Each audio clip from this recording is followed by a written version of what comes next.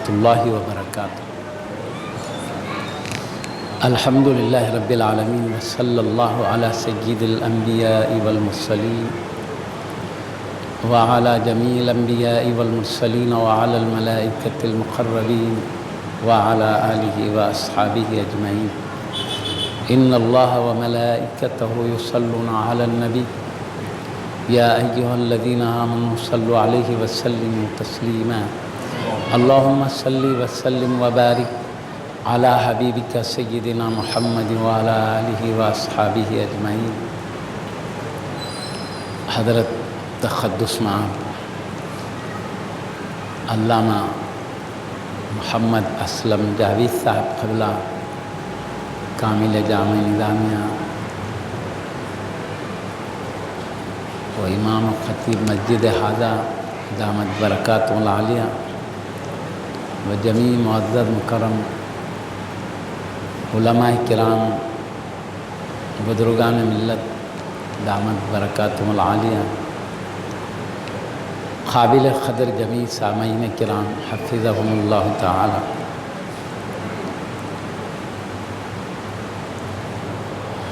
ہم پر اللہ پاک کا بہت احسان ہے کہ اس نے ہمیں اپنے گھر میں اپنے پیارے حبیب حضرت سیدنا محمد الرسول اللہ صلی اللہ علیہ وسلم کے لاڈلے عظمت اور عفت والے نواسے حضرت سیدنا امام حسین عالی مقام رضی اللہ تعالیٰ عنہ کے ذکر شریف کی نورانی محفل میں حاضر ہونے کا شرف عطا فرمایا ہے۔ ہم کو اپنے پاک پروردگار کے ایک ایک انعام پر شکر گزار رہنا چاہیے۔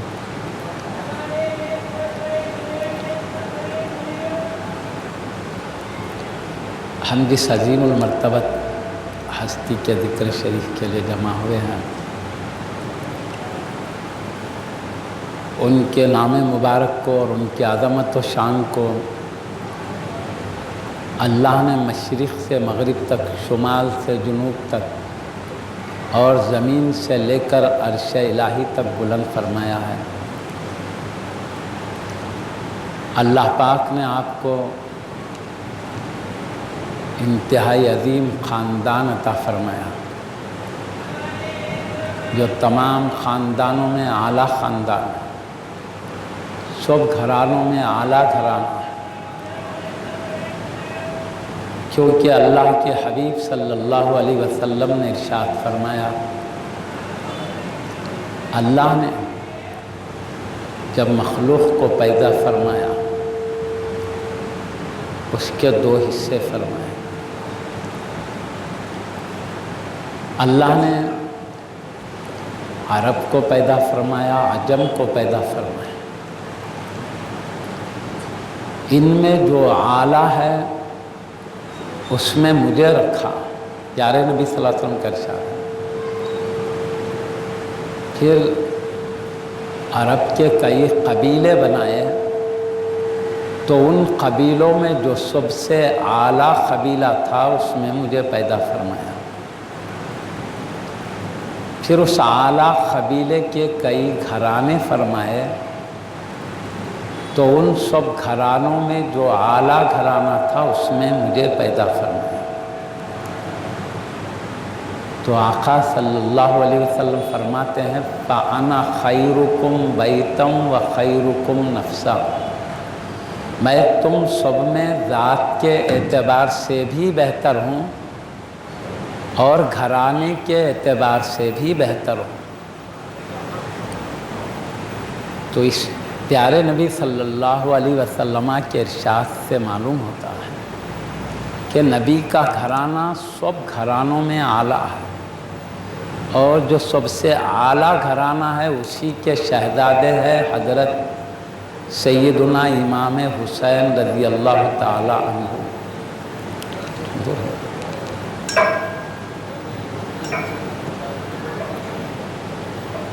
سب سے بلند گھرانہ، تو خاندان حبیب پاک کا ہے۔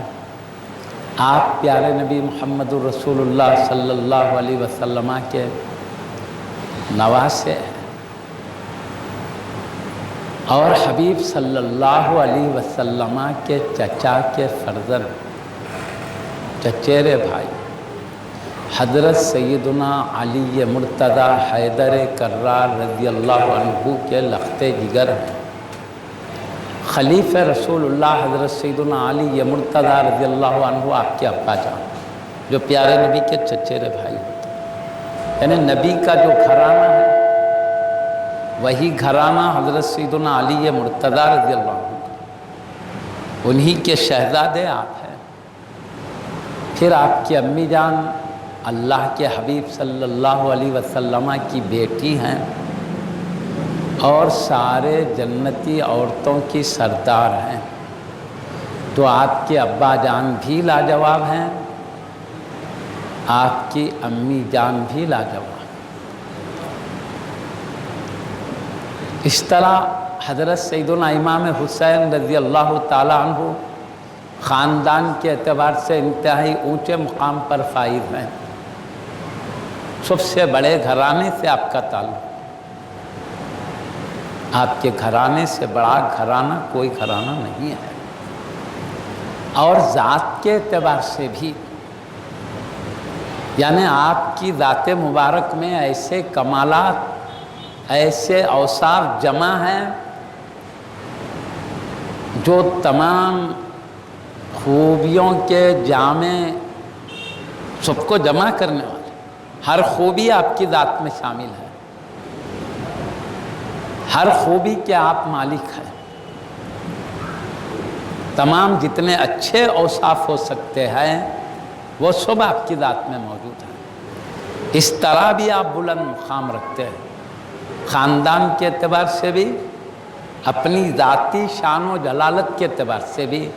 خاندان کا تعلق محنت سے نہیں ہے، کوشش سے نہیں ہے، بلکہ اللہ اپنے کرم سے عطا فرماتا ہے بڑا گھرانہ۔ تو جو بے کوشش کے صرف رب کے فضل سے ملا کرتا ہے وہ اعلیٰ مقام بھی آپ کو حاصل ہے، اور جس کو حاصل کرنے کے لیے کوشش کرنا پڑتا ہے وہ بھی آپ کو حاصل ہے۔ بھائی زہد، تقوی، عبادت، ریاضت، یہ محنت کرنے کے بعد مقام ملتا ہے، جس کے بارے میں اللہ پاک قرآن کریم میں ارشاد فرماتا ہے ان اکرمکم عند اللہ اتقاکم، تم میں اللہ کے پاس سب سے بڑھ کر عزت والا وہ ہے جو سب سے بڑھ کر تقوی والا ہے۔ یہ کیا ہے؟ تقوی اپنی محنت سے تعلق رکھتا ہے، اور خاندانی شرف یہ خالص اللہ کا کرم ہوتا ہے، اس میں محنت کا تعلق نہیں ہوتا۔ تو اللہ پاک جو چیز بغیر محنت کے حاصل ہوتی ہے سیدنا امام حسین رضی اللہ عنہ کو وہ بھی عطا فرمایا ہے، اور جو مقام محنتوں سے ملتا ہے وہ بھی عطا فرمایا ہے۔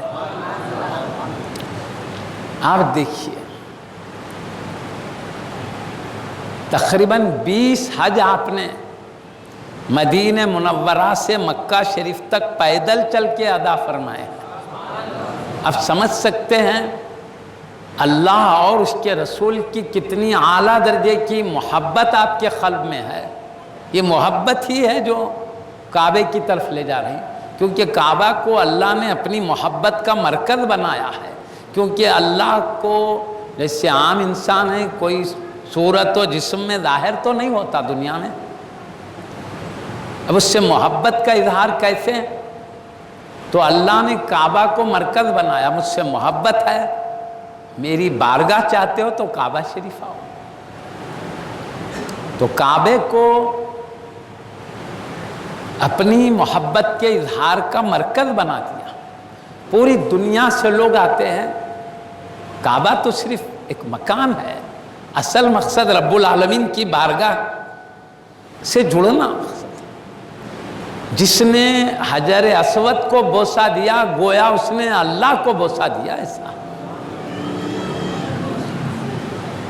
چونکہ اللہ ایسا جسم تو نہیں ہماری طرح دنیا میں ظاہر بھی نہیں ہوتا، تو اپنے عقیدت کا اظہار کرتے۔ تو اللہ وہ رسول کی اتنی اعلیٰ محبت آپ کے قلب میں ہے، حج زندگی میں ایک مرتبہ صاحب استطاعت پہ فرض ہوتا ہے، ایک حج ادا کرنے کے بعد اب زندگی بھر کوئی حج ذمے میں نہیں ہے۔ اب ایک حج فرما لیے، ذمہ داری ختم ہو۔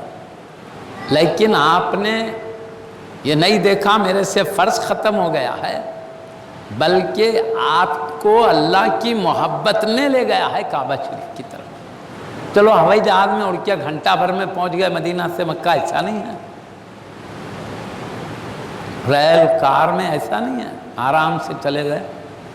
سیرت میں لکھا ہے پیدل چلتے ہوئے تشریف لے جاتے تھے آپ۔ وہ عرب کی گرمی بھی مشہور ہے، سخت ترین گرمی، پھر ہوائیں چلتی تو ریت کو اڑاتے ہوئے، ہوا بھی گرم، پھر ریت کی جو موجیں آتی ہے اس کی سختی کو برداشت کرنا، یہ تمام اللہ کی بے پناہ محبت ہی ہے جو ان میں سے، ان مشکلات سے ہو کر لے کے چلے جا رہی ہے۔ اسی طرح ہر معاملے میں، عبادت کے ہر پہلو میں آپ کا وہی معاملہ تھا۔ میں نے بطور نمونہ مثال کی ایک بات عرض کیا ہے، تو آپ خاندانی حیثیت سے بھی اعلیٰ مقام رکھتے ہیں، اپنے ذاتی کمالات کی حیثیت سے بھی اعلیٰ مقام رکھتے ہیں۔ تمام کمالات کو اللہ نے جمع کر کے آپ کو سارے جنتی جوانوں کا سردار بنا دیا۔ جنت میں ایسے ایسے باصفا لوگ ہیں، ایک سے بڑھ کر ایک تقویٰ والے جنت میں ملیں گے، ایک سے بڑھ کر ایک عبادت گزار ملیں گے، ایک سے ایک بڑھ کر اللہ سے ڈرنے والے، ایک سے بڑھ کر ایک اللہ سے عشق محبت، نبی سے عشق و محبت کرنے والے ملیں گے، ایک سے بڑھ کر ایک کمالات والے ہیں۔ تو ان کمالات والوں میں آپ کو اعلیٰ بنایا، کیونکہ سردار بنانا تھا، اس لیے سب کے کمالات کو آپ نے ایک ذات میں جمع فرما دیا۔ اس طرح اللہ تعالیٰ نے ہر خوبی کا جامع بنایا ہے آپ کو، اور نبی کا خاندان ایسا ہے جن کی محبت کو اللہ نے فرض کر دیا۔ حضرت امام شافعی کا ایک ارشاد ہی ہے کہ اہل بیت کرام کی محبت فرض ہے، اور اللہ نے قرآن میں فرضیت اتارا ہے۔ اس قرآن میں اللہ تعالیٰ نے ارشاد فرمایا قُلْ لَا أَسْأَلُكُمْ عَلَيْهِ أَجْرًا إِلَّا الْمَوَدَّةَ فِي الْقُرْبَى۔ اے حبیب تم فرما دو، میں تم سے حق کا پیغام پہنچانے کا کوئی صلہ اور اجر نہیں چاہتا، میں صرف اہل بیت کرام کی محبت چاہتا ہوں۔ یہ کون؟ اللہ حکم دے رہا، حبیب تم اعلان فرماؤ۔ تو اللہ پاک حبیب پاک صلی اللہ علیہ وسلم کے ذریعے قیامت تک کی امت کے لیے اعلان ہے کہ تم لوگ اہل بیت نبی سے محبت کرو، چونکہ یہ اللہ کا حکم ہے، اور اللہ کا حکم ہی ہمارا دین ہے۔ تو اہل بیت سے محبت کرنا یہ دین و ایمان ہوا۔ دین بھی یہی ہے، ایمان ہے۔ جیسے نماز، روزے، زکوٰۃ، حج وغیرہ کا حکم دیا تو ہمارا دین ہو گیا، اہل بیت کی محبت کا حکم دیا تو محبت بھی ہمارا دین ہو گیا۔ ان کی محبت، ان کا ادب احترام ہمارا دین ہے۔ حضرت امام حسین دین بھی ہیں اور دین کو بچانے والے بھی ہیں، یعنی آپ کی عظمت و محبت کو مانو، دین سلامت۔ اگر ہمارا سینہ محبت و عظمت سے خالی ہو جائے تو بے دین ہو جائیں گے۔ ان کی محبت دین بھی ہے اور یہ دین کے بچانے والے بھی ہیں۔ کربلا کے میدان میں وہی کیا ہے آپ نے، اپنے کو قربان کیا دین کو بچانے کے لیے، امت کی سلامتی کے لیے ایسا کیا آپ نے، امت کو بچانے، ان کا دین بچانے کے لیے اپنی قربانی پیش کر دی۔ کیونکہ یزید دین پر قائم نہیں تھا، حکومت پہ بیٹھا، تخت پہ، پھر چاہتا تھا امام حسین رضی اللہ عنہ کو امام حسین اس کو بڑا مان لیں. تو آپ نے کہا میں تجھے بڑا نہیں مانوں گا.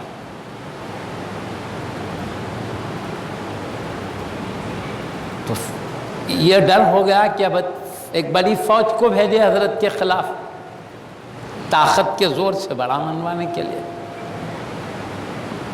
مدینہ شریف میں یزید نے فوج کو بھیجنا چاہا تاکہ طاقت کے زور سے امام حسین رضی اللہ تعالیٰ عنہ کے ہاتھ کو اپنے ہاتھ میں لے. یعنی یزید کو بڑا منوائے. تو آپ نے دیکھا کہ اگر یہ فوج کو بھیجے گا تو مدینہ کے جتنے بھی رہنے والے مسلمان ہیں میرا ایک خون کا خطرہ بھی بہنے نہیں دیں گے جب تک کہ اپنا آخری خطرے خون نہیں بہا دیں گے. یہ سب مل کر میری حفاظت کے لیے اپنی جانیں قربان کر دیں گے. تو ہوگا کیا؟ یہ اپنی جانیں قربان کر دیں گے تو ان کی بیویاں بیوہ ہو جائیں گی، ان کے بیٹے یتیم ہو جائیں گے. اس طرح حبیب پاک کی اس امت کے اوپر مصیبتیں آ جائیں گی، تکلیفیں پہنچ جائیں گی. تو امت مصطفیٰ کو تکلیف سے بچانے کے لیے، ان کو مصیبتوں سے بچانے کے لیے آپ نے ارادہ کیا کہ مدینہ چھوڑ کر مکہ چلے جائیں. امت کی خاطر آپ نے کام کیا. پھر آپ یہ بھی چاہتے تھے کہ یہاں خون خرابہ ہوگا. مدینہ کی جگہ عظمت و عزت والی جگہ ہے، حرمت و شرف والی جگہ ہے. آپ یہ نہیں چاہتے تھے کہ یہاں جنگ ہو اور اس عظمت والی سرزمین کی بے حرمتی ہو. آپ اس کی بے حرمتی سے بھی بچانا چاہتے تھے سرزمین کو، اور امت کو مصیبت سے بھی بچانا چاہتے تھے. اس لیے آپ نے مدینے سے ہجرت کر کے مکہ شریف چلے گئے. حضرت سیدی محدث دکن سیدنا عبداللہ شاہ صاحب قبلہ علیہ رحمت و رضوان نے شہادت نامہ کتاب میں لکھا ہے، آپ نے مکہ شریف تشریف لے گئے مدینہ کی عظمت و حرمت کی حفاظت کے لیے اور امت کو مصیبتوں سے بچانے کے لیے. وہاں مکہ شریف پہنچنے کے بعد کوفہ والوں نے خط لکھنا شروع کیا، حضرت یزید ہم پر مسلط ہو گیا ہے، نہ خود دین پر قائم ہے نہ ہم کو دینی رہنمائی کر رہا ہے. آپ تشریف لا کر ہم کو دین کی رہنمائی کیجئے. قرآن پاک و احادیث شریفہ سے جو احکام آپ نے اپنے نانا جان سے سیکھا ہے، ابا جان سے سیکھا ہے، امی جان سے سیکھا ہے، آپ کے گھرانے میں خود وہی اترا کرتی تھی. آپ وہ دین کو ہمیں سمجھائیے، آ کر ہمیں پیارے نبی کے پاکیزہ قانون کو بتلائیے تاکہ اپنی آنے والی زندگی کو ہم سنوار لیں، ہماری دنیا اور آخرت دونوں بہتر ہو سکے. آپ تشریف لائیے. ایک ایک خط کو ایک ایک قبیلے والے لکھ رہے تھے، 500 کئی کثیر تھے. ایک ایک خط کئی لوگوں کی طرف سے لکھا جا رہا تھا. ایک نہیں کئی خطوط آنے لگے. تو آپ نے دیکھا کہ یہ قوم دین کی صحیح رہنمائی چاہتی ہے، دین کو سمجھ کر اس پر عمل کرنا چاہتے ہیں. اب ان کی رہنمائی ضروری ہو گئی ہے. تو آپ نے مکہ سے کوفہ جانے کا ارادہ کیا. تو بڑے بڑے درجے کے جو صحابہ رضی اللہ عنہم اجمعین ہیں، انہوں نے سیدنا امام حسین رضی اللہ عنہ سے معروضہ کیا، حضرت آپ کوفہ مت جائیے، کہیں یہ بلانے والے لوگ دھوکہ نہ دے دیں آپ کو، کہیں آپ کو ستائے نہیں، ظلم نہ کر دیں، مت جائیے. ہو سکتا ہے دھوکے کی بنیاد پر بلایا جا رہا ہوگا، دل میں سچی محبت نہیں ہوگی. کہ آپ کے ساتھ کوئی غلط برتاؤ نہ ہو جائے، مت جائیے۔ تو آپ نے فرمایا جب ایک قوم ہدایت پانا چاہتی ہے تو اگر ان کے دل سے نہیں ہے تو ان کی سزا وہ بھگتیں گے، مگر ظاہر میں تو وہ دین سمجھنے کی بات کر رہے ہیں، اس لیے مجھے دین سمجھانا ضروری ہے، میرے اوپر ذمہ داری ہے۔ اگر وہ قیامت کے دن بولیں گے ہم کو کوئی سمجھانے نہیں آیا، ہم نے حبیب پاک کے نواسے سے بارہا معروضہ کیا پھر بھی نہیں آئے، اس لیے ہمارا دین برباد ہو گیا، اس وقت پیارے نبی پوچھیں گے اے میرے لاڈلے نواسے یہ لوگ بلائے تھے تو کیوں رہنمائی نہیں کیا، میں کیا جواب دوں گا قیامت کے دن؟ میرا جانا اس وقت ضروری ہے۔ وہ دھوکہ دیں گے تو اس کی سزا انہیں ہوگی، لیکن میں جاؤں گا، اپنا فریضہ میں ادا کروں۔ بس صحابہ رضی اللہ عنہ اجمعین بہت ڈر رہے تھے، تو امام حسین رضی اللہ عنہ نے کہا دیکھیں گے ان کا جذبہ سچا ہے یا دھوکہ دینا چاہتے ہیں۔ آزمانے کے لیے کیا کیا انہوں نے؟ خود تشریف لے جانے سے پہلے اپنے چچیرے بھائی مسلم بن عقیل رضی اللہ عنہ کو بھیجا کوفہ کو، تاکہ ان کے جذبات دیکھے واقع میں سچے جذبے سے بلائے ہیں، اوپر سے ایسے لکھ دیے۔ تو حضرت سیدنا مسلم بن عقیل رضی اللہ تعالیٰ عنہ تشریف لے گئے۔ وہاں جانے کے بعد ہزاروں لوگ آپ کے ہاتھ پر بیعت کرتے ہیں، ہزاروں، صبح سے شام تک کئی ہزار لوگ بیعت کر چکے۔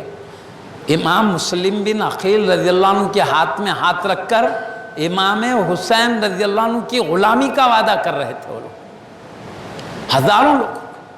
تو آپ نے ایک آدمی کو بھیجا دیا، وہ دور فونوں کا نہیں تھا، ہلو معاملہ یہ ہے، ایسا نہیں تھا، جہاز بھی نہیں تھے، کوئی آدمی بیٹھ کے گھنٹے بھر میں جا کے اطلاع دے۔ کوفے سے مکہ آنے میں 1 مہینے کا فاصلہ۔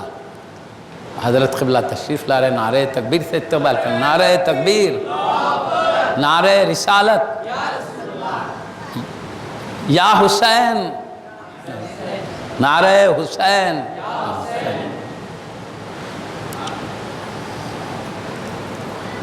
ہمیں حضرت قبلہ بھی تشریف لائیں، حضرت کا بعض نصیحت ہم کو تفصیل سے سننا ہے، مجھے بھی ایک جگہ بھی جانا ہے، اس لیے میں آپ کو وہی باتیں بول رہے ہیں، آپ بارہا ہمارے باصفہ علماء کرام سے سنتے رہتے، کوئی نئی بات ہے نا۔ سعادت مندی کے لیے ذکر کیا جاتا ہے آپ کو، آپ کا ذکر شریف، ورنہ آپ کا ذکر شریف ایسا نہیں ہے ابھی ہو رہا، سینکڑوں سالوں سے چلا آ رہا ہے، ہمیشہ قیامت تک چلتے رہے گا۔ محدثین نے کیا، مفسرین نے کیا، فقہا نے کیا، اولیاء اللہ نے، ابدال نے، اختاب نے، اغواس نے، سب نے ذکر کیا۔ صحابہ میں، اہل بیت، تابعین میں اہل بیت کا ذکر چمکتا تھا، ان کی نورانی۔ یہ ذکر برکتاً برکات حاصل کرنے کے لیے، سعادت مندی کے لیے کیا جاتا ہے اس میں، ورنہ کوئی نئے معلومات آپ کو نہیں، سب جانے بوجھے باتیں ہیں۔ اب مسلم بن عقیل رضی اللہ عنہ کیا کرے، آدمی کو بھیجا دیا، وہ 1 مہینے کا رستہ پھر مکہ آنے کے لیے۔ اب وہ ایک آدمی آ کے اطلاع دے دیا کہ یہاں کے حالات بہت اچھے، مسلم بن عقیل رضی اللہ عنہ نے لکھا ہزاروں لوگ آپ کی غلامی کا وعدہ کر چکے ہیں، آپ جلدی تشریف لائیے تاکہ لوگ اپنی آخرت کو بچا سکیں، سنبھال سکیں، ان کی شریعت کی حفاظت کریں، لوگ اچھا جذبات رکھتے ہیں، آپ جلدی تشریف لائیے، بلکہ آدمی کو بھیجے۔ 1 مہینے کے بعد آیا وہ آدمی، اتنے میں یزید کو معلوم ہو گیا کہ سب امام حسین رضی اللہ عنہ کی غلامی کا وعدہ کر رہے ہیں۔ یزید ڈر گیا، پھر میرا تخت الٹ جائے گا، سب لوگ حضرت کے ساتھ ہیں، تو ڈر کے مارے ہیں۔ سازش ایسی ہوئی، حضرت مسلم بن عقیل رضی اللہ عنہ جو اپنے 2 شہزادوں کے ساتھ گئے ہوئے تھے، ان کو دھوکہ دے کے شہید کر دیا گیا، اور خاص بات یہ ہوئی کہ آپ کو اطلاع آئی، فوری آئی، حاضر تشریف لائیے، کیونکہ سب لوگ آپ کے منتظر ہیں، آپ سے دین سمجھنا چاہتے ہیں، تو آپ نے تیاری شروع کر دی جانے کے لیے۔ اور وہاں سازش ہوئی، جس ٹائم پر، جس دن میں حضرت مسلم بن عقیل رضی اللہ عنہ کو شہید کیا گیا، اسی دن حضرت امام حسین رضی اللہ عنہ مکہ شریف سے سفر کے لیے نکل چکے. اتفاق ایسا ہوا. تو اب آپ تشریف لے جا رہے ہیں، وہاں کا حال بدل گیا ہے، کوفے کا حال بدل گیا، پہلے کی طرح نہیں رہا. سب کو طاقت کے زور پہ خاموش کر دیا گیا ہے وہاں. اب یہ حضرت امام حسین رضی اللہ عنہ تشریف لے جا رہے ہیں، وہ خط پڑھ کر آدھا رستہ طے کرنے کے بعد معلوم ہوا کہ حضرت مسلم بن عقیل رضی اللہ عنہ کے ساتھ دھوکہ ہوا ہے، آپ کو شہید کر دیا. راستے میں مشورے کے بعد پھر چلنا طے ہوا. آپ کوفہ کو پہنچے 1 مہینے کی مسافت طے کر کے. یہاں سے 3 ذی الحجہ کو نکلے تو کربلا کے میدان تک پہنچنے میں 3 محرم آ گئی تھی، کیونکہ ابھی آپ کوفہ نہیں گئے، کربلا کے میدان سے اور آگے جانا تھا کوفہ کے لیے. وہی میدان میں 1000 یزیدی فوج پہلے سے پہنچ گئی تھی آپ کو روک دینے کے لیے. اس کے سپہ سالار تھے حضرت سیدنا حر رضی اللہ تعالیٰ، کیونکہ پہلے تو سپہ سالار ہونے کی حیثیت سے روکے، لیکن بعد میں آپ نے معافی چاہ لیے ہیں. اور سب سے پہلے جب جنگ اور لڑائی شروع ہوئی تو سب سے پہلے حضرت امام حسین رضی اللہ عنہ کی محبت میں، آپ کی حمایت میں سب سے پہلے یزیدی فوج کے مقابل میں آپ نے ہی جان قربان کی ہے. اس لیے میں ان کا نام بہت احترام سے لے رہا ہوں. روکے تھے ایک ذمہ دار کی حیثیت سے، لیکن دل میں اہل بیت کی محبت تھی. ایک فوجی افسر کی ذمہ داری کی حیثیت سے روکے تھے. اور وہ نہیں سمجھے تھے کہ معاملہ یہاں تک آئے گا، جنگوں تک. یہ سمجھے صلح یہاں پہ ہو جائے گی شاید. یہ تھا کہ بیعت لیں یا نہیں تو پھر کہیں جانے نہیں دیں گے. تو اس لیے روکا گیا، یا تو یزید کو بڑا مانو یا نہیں تو پھر یہاں سے کہیں جانا نہیں. آپ بولے یہ نہیں ہو سکتا، یزید قابل نہیں ہے، دین برباد کر رہا ہے، ہم بیعت نہیں کرتے. تو ویسے روک دیا گیا. تو اب دیکھیں نہیں بیعت کرے اور فوج کو بڑھانے لگا یزید، تاکہ فوج جتنی زیادہ اتنا ڈر کے جلدی بیعت کر لے. بہت بڑا ہے فوج، بہت بڑا ہے. ہزاروں کی تعداد میں جب فوج آئی تو بھی آپ نے کہا میری جان لینا آسان ہے لیکن میرا بیعت میرے سے لینا مشکل ہے، میں یزید کو تو بڑا ماننے والا نہیں. تو پھر تقریباً 7 ذی الحجہ تک تو یہ حال تھا. 7 ذی الحجہ کے بعد تو پانی بھی بند کر دیا گیا، دریائے فرات جو تھا. فوج کا پہرا ہو گیا کہ پانی ملنے مت دو امام حسین رضی اللہ عنہ اور خاندان والوں، تاکہ پیاس کی شدت کی وجہ سے تو بڑا مان لے، پریشان ہو کر بڑا مان لے. وہ پانی روک دیا گیا. آپ نے کہا ہم پیاسے رہنے کے لیے برداشت کر سکتے ہیں لیکن اپنے ہاتھوں سے دین برباد ہونے نہیں دیں. تب بھی بیعت نہیں کہ بڑا نہیں مانا یزید کو. تو جب 10 محرم آیا تب لڑائی شروع ہوئی. امام حسین رضی اللہ تعالیٰ عنہ کی محبت میں سب سے پہلے جنہوں نے روکا تھا انہوں نے ہی آ کے معافی چاہے. کہا مجھے نہیں معلوم تھا کہ یہاں تک بات پہنچے گی، لڑائی تک آ جائے گی بات، مجھ سے غلطی ہو گئی، معاف کر دیجئے. معافی چاہا، اس کے بعد معافی عطا ہو گئی. کیونکہ یہ خاندان وہ ہے، پیارے نبی ہی کا تو گھرانہ عفو درگزر کی تعلیم دیا ہے. اسی گھرانے سے تو امت کو عفو درگزر کی تعلیم ملی ہے. تو جس خاندان سے عفو درگزر، وہاں سے عفو درگزر کیسے نہیں ہوگا؟ کہ میں نے معاف کر دیا. اس کے بعد کا حضرت میں جیسے غلطی کیا ہوں روکنے میں چاہتا ہوں سعادت مندی کے لیے سب سے پہلے میں ہی آپ کے قدموں پر جان لٹا دوں. آپ نے دیکھا اس میں اس کی سعادت مندی ہے، بڑا مقام ہے. اجازت دے دیے تو آپ اب حضرت حر رضی اللہ عنہ نے جو اپنا گھوڑا دوڑاتے ہوئے ادھر آ گئے تھے، جا کر مقابلہ کرے اور شہید ہو گئے. اس کے بعد ایک ایک غلام شہید ہوتے رہے. جب آپ کے سفر میں چند غلام ساتھ ہو گئے تھے چاہنے والے، وہ شہید ہوئے، اس کے بعد خاندان کے شہزادے آگے بڑھنے لگے۔ شہزادے جب شہید ہوئے، حضرت سیدنا امام زین العابدین رضی اللہ عنہ وہ بھی جانا چاہتے تھے میدان میں لڑنے کے لیے، لیکن آپ بیمار تھے، اٹھنا بیٹھنا مشکل تھا، تو آپ نے کہا آپ کو اٹھنا بیٹھنا مشکل ہے، دشمن سے لڑ کیسے سکو گے؟ پھر بات یہ ہے، ہمارے خاندان کی کئی عورتیں ہماری شہادت کے بعد یہ خاندان کو حفاظت سے گھر تک پہنچانے کا بھی مسئلہ ہے، تمہارا رہنا اللہ کی حکمت ہی ہے کہ خاندان کی نگہبانی کرتے ہوئے لے جا سکتے ہو۔ پھر یہ ہے کہ پیارے نبی نے جو مجھے علم عطا فرمایا ہے، شریعت طریقت وغیرہ کا جو علم ہے وہ تمہارے سینے میں ہے، وہ امت تک پہنچانا ہے، یہ بھی ذمہ داری ہے۔ اور پھر تم سے ہمارا خاندان پھیلنا ہے، ہماری اولاد تم سے کثیر تعداد میں پھیلنے والی ہے، تمہاری ذات سے کئی کام ہیں، علم بھی پھیلنا ہے، اولاد بھی پھیلنا ہے، خاندان کی نگہبانی بھی ہے، اور پھر تم کمزور لڑنے کے لائق بھی نہیں ہو، اس لیے تم ٹھہر جاؤ۔ اس کے بعد خود امام حسین رضی اللہ عنہ میدان میں آگے آئے،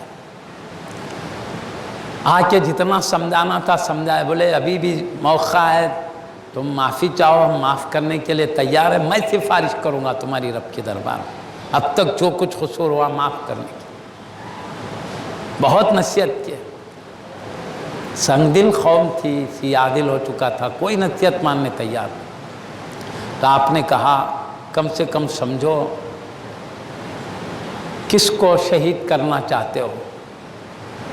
کیا حضرت سیدہ فاطمہ الزہرا رضی اللہ عنہ جو اللہ کی حبیب کی انتہائی لاڈلی بیٹی ہے، جو سارے جنتی عورتوں کی سردار، کیا وہ میری ماں نہیں ہے؟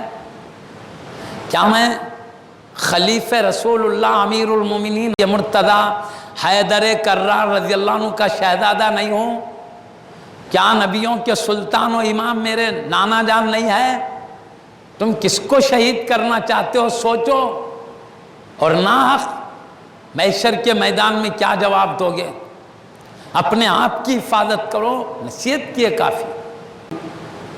لڑنے تیار ہوئے تو بولے آؤ پھر لڑنے کے لیے، وہ کوئی آنے بھی ڈر رہا، کیونکہ آپ کے فن سے سب واقف تھے، آپ حیدر کرار رضی اللہ عنہ کے شہزادے ہیں، آپ کے مقابل میں کسی کو ہمت نہیں، انتہائی تجربے کار ہستی ہیں آپ،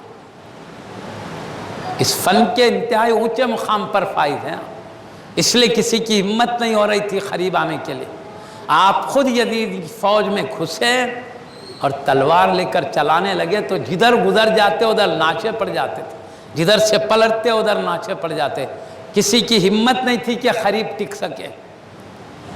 اس لیے تاریخ کی کتابوں میں لکھا ہے کہ آپ کے جتنے نشانات زخم ہیں سب تیر کے، ایک بھی تلوار کا نشان نہیں، کیونکہ تلوار قریب آ کے لڑنا پڑتا ہے، تلوار سے جو بھی قریب آتا اس کو جہنم میں پہنچا دیتے تھے، ذرا حرکت کرتا اس کو ختم، حملہ کر کے اس کو وہیں ختم کر دیتے۔ انتہائی آپ اس میدان کے شہسوار تھے،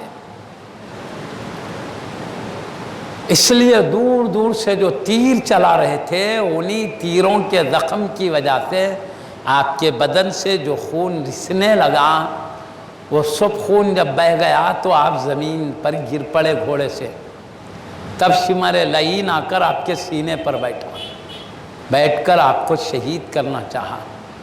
تو آپ اس کو بولے کیا دن ہے؟ کہا جمعہ کا دن ہے۔ تو آپ نے فرمایا ظالم، پوری دنیا میں خطیب صاحبان ممبروں پہ ٹھہر کے میرے نانا جان کی شان و عظمت بیان کر رہے ہیں، اور تو انہی کے نواسے کی گردن کاٹنا چاہتا ہے، کچھ تو اللہ سے ڈر، حیا کر۔ نصیحت کی، وہ شہید کرنے پہ بالکل پکا ارادہ کر لیا تھا۔ آپ نے کہا ٹھیک ہے، کم سے کم مجھے 2 رکعت نماز تو پڑھ لینے دیں۔ وجہ کیا ہے؟ وہ جمعہ کا دن تھا، جمعہ کی نماز بغیر جماعت کے ادا نہیں ہو سکتی، جماعت ضروری۔ وہاں جمعہ जमात का तो कोई मसला नहीं था हजरत। आज जुमा किसी वजह से नहीं पढ़ सके तो उसका बदल जोहर पढ़ना है, और जोहर के है 4 रकात नमाज। और हजरत इमाम हुसैन रज़ी अल्लाह ताला अन्हु करबला के मैदान में आपकी शान एक मुसाफिर की थी, और मुसाफिर को 4 नमाजें 2 हो जाते हैं, 2 ही पढ़ना पड़ता। तो आप 2 रकात जो पढ़ना चाहते थे वो जोहर के खसर थे।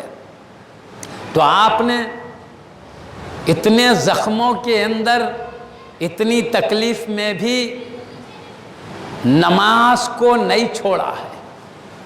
तो कम से कम हम आका के गुलामों का तरीक़ा ये होना चाहिए कि अपने आका की अदाओं को ना छोड़े। वो तो ज़ख्मों और तकलीफ़ों में भी नमाज को नहीं छोड़े, कम से कम हम पंखों की ठंडी हवाओं में तो पढ़ने का मिजाज बनाएं। बहरहाल जब इतनी तकलीफ़ों में भी नमाज नहीं छोड़े तो आपकी इबादतों का क्या मुकाम था हम अंदाज़ा नहीं कर सकते। दिन के फ़राइज़ से हटकर रातों में तहज्जुद जो हबीब पाक की प्यारी सुन्नत है, उम्मत के लिए वो फ़र्ज़ नहीं नफिल है, वो भी आप अदा करते थे, दिन में भी रात में भी और दीगर किसी इबादत में भी। ले लो, आप सुबह में आगे नज़र आते थे। इस तरह आपने इस सख्ती के मौके पर भी नमाज को नहीं छोड़ा। आखिर आपने, उसने कहा पढ़ लो तो आप खड़े हुए, 1 रकात पढ़े, सजदे में जाते जालिम गर्दन पे वार करके शहीद कर दिया। कम से कम 2 रकात भी नहीं पढ़ने थे। इसी नमाज की हालत में, सजदे की हालत में आपकी रूह अर्श इलाही की तरफ परवाज़ कर जाती है। आका हबीब पाक की बारगाह से होते हुए, अपने अब्बा जान, अम्मी जान और बुजुर्ग हस्तियों से होते हुए अर्श इलाही तक पहुंच जाती है। क्योंकि हर कोई इंतकाल कर जाते हैं तो जन्नत में जाने के लिए खबर की मंजिल तय करना पड़ता है, मैशर का मैदान तय करना पड़ता है, पुल सिरात का रास्ता तय करना पड़ता है, तब जाके जन्नत में पहुंचते हैं। लेकिन शहीद इधर रूह निकली सीधे जन्नत में चली जाती है, और जन्नती बदन में उस रूह को रखा जाता है। यहाँ का बदन खबर में होता है और वहाँ एक जन्नती बदन, हरे रंग के परिंदे की शक्ल में एक बदन अल्लाह शहीद को अता करता है। तो उसमें ये रूह होती है। प्यारे नबी मोहम्मदुर रसूलुल्लाह सल्लल्लाहु अलैहि वसल्लम ने फरमाया कि ये जन्नत के जिस दरख्त पे चाहे पहुँचते हैं, जो मेवा चाहे खाते हैं, और जन्नत की जिस नहर पर चाहे पहुँचते हैं, वहाँ के नहरों की जो मुख्तलिफ शरबतें, मुख्तलिफ दूध, शहद, शराबे तहूरा, पाक शराब है, वहाँ की पाकीज़ा पानी, जो चाहे उससे फैज़ पाते, उसको हासिल करते हैं, पीते हैं। और अर्श के नीचे अल्लाह शहीदों के लिए नूर की खंदीलें रखा है। उन नूर की खंदीलों में बसेरा किया करते, रहा करते, वहाँ रहते हैं। जब जी चाहता है जन्नत की नहरों के पास, बागों के पास पहुँच जाते हैं। हदीस में आया। तो हज़रत की रूह अनवर यहाँ से निकली, सीधे अर्श इलाही पर पहुँच गई। दीगर बड़े बड़े शुहदा के साथ आपकी रूह शामिल हो गई। सैयदुना फारूक आज़म रज़ी शहीद है, जो पहली मुहर्रम को आपकी शहादत। सैयदुना उस्मान गनी रज़ियल्लाहु अन्हु शहीद है। सैयदुना अली मुर्तज़ा हैदर कर्रार रज़ियल्लाहु अन्हु शहीद है। पहले ही वो जन्नत के ऊँचे मुकाम में इन्हीं अजीम हस्तियों के साथ आपकी भी रूह अनवर पहुँच गई। ये बदन अलग है, वो बदन अलग है, सिर्फ शुहदा को वो बदन मिलता है, आम लोगों को नहीं। उनकी रूह खाली अलग रहती है, अपनी अपनी ताकत के मुताबिक परवास करते, कोई आसमान पर, कोई दूसरे आसमान तक, कोई 7वें आसमान तक, कोई जन्नत के दरवाजे तक। मगर जन्नत में सिर्फ शहीद जाते हैं। तो ये आम शहीद की ये शान है कि रूह निकलते ही जन्नत में जाते हैं। तो सुल्तान है, शुहदा हैं, सारे शुहदा के इमाम सुल्तान हैं। वहाँ तक आपकी परवाज़ है, उनमें ऊँचे दर्जे के शुहदा के साथ आप रहा करते हैं। अल्लाह ताला इस मुबारक महफिल को कबूल फरमाए और हमको इस ज़िक्र के बरकत से गुनाह माफ़ कर दे। हमेशा गुनाह नाफरमानियों से हमारी हिफाजत फरमाए। हमको ऐ अल्लाह तेरी, तेरे हबीब की, तमाम अम्बिया रसूल इज़ाम की, मलाइका किराम की, और तेरे हबीब के तमाम खुलफा राशिदीन और अहले बैत किराम, जमी सहाबाए किराम تمام اولیاء اللہ کی کامل درجے کی محبت عطا فرما، کامل درجے کا ادب عطا فرما، جیسے تو چاہتا ہے ویسے عطا فرما، اسی پر ہم کو ثابت قدم رکھ، ان کے سچے غلام بن کر زندگی گزارنے کی توفیق عطا فرما، ہمارا خاتمہ سعادت مندی کے ساتھ ایمان و ہدایت پر فرما، اور تیرے حبیب اور سارے انبیاء ملائکہ کی محبتوں میں فرما، تیرے حبیب کے اہل بیت کرام اور صحابہ کرام کی محبتوں میں ہمارا خاتمہ فرما، تیرے حبیب کے سچے غلاموں اولیاء اللہ کی محبتوں میں ہمارا خاتمہ فرما۔ اے اللہ ہمارے دلوں کو تیرے محبوبوں کی محبت و عظمت کے چراغ سے منور فرما دے، ہمیشہ ان کی محبت و عظمت کا چراغ روشن رکھے، محشر کے میدان میں تیرے حبیب کے ان پیارے نواسوں کے ہاتھوں سے تیرے حبیب کے حوض کوثر کا پانی پینا نصیب فرما۔ ان اہل بیت کرام خصوصاً سیدنا امام حسین رضی اللہ تعالیٰ عنہ کے نظر کرم تھے، ان کی شفاعت سے ہمیں بے حساب و کتاب جنت میں داخلہ عطا فرما، ہم میں جو جن مشکلات اور مصیبتوں اور بیماریوں میں وہ دور فرما دے آقا، ہمیں صحت عافیت راحت و سکون عطا فرما، ہمارے دین کی، ہمارے جان کی، ہمارے مال کی، ہمارے عزتوں کی حفاظت فرما آقا۔ ان اہل بیت کرام کی عظمتوں کے صدقے میں، ان شہداء کرام کے صدقے میں، ان کی شہادت کے بلند مقام کے صدقے میں، ان کے پاکیزہ رخ زیبا کے صدقے میں، اے اللہ ہم کو دنیا اور آخرت ہر جگہ بعظمت و باعزت رکھا، ہر جگہ رسوائی سے بچا، اپنے شان کریمی سے ہماری حفاظت فرما لے۔ اے پاک پروردگار ہمارے دین کی، ہمارے ایمان کی، ہمارے اعمال کی، ہمارے اخلاق، ہر چیز کی حفاظت فرما، ہمارے جان مال کی بھی حفاظت فرما، آقا نفس کی شرارتوں سے ہمیں حفاظت فرما، ہم کو شیطانوں کی شرارتوں سے حفاظت فرما لے، ان کے وسوسوں سے حفاظت فرما لے، اللہ مخلوق کے شر سے ہماری حفاظت فرما لے، اپنے شان کریمی سے اہل بیت کرام کے نالین کا صدقہ عطا فرما دے، ہمارے اٹھنے سے پہلے ہمارے گناہوں کو معاف فرما دے، گناہوں کو نیکیوں سے بدل دے آقا، ہماری تقدیر کو سعادت مندی، اچھے اعمال، اچھے عقیدے، اچھے اعمال والے، تیرے محبوبوں سے محبت کرنے، عظمت کرنے والے بنا دے،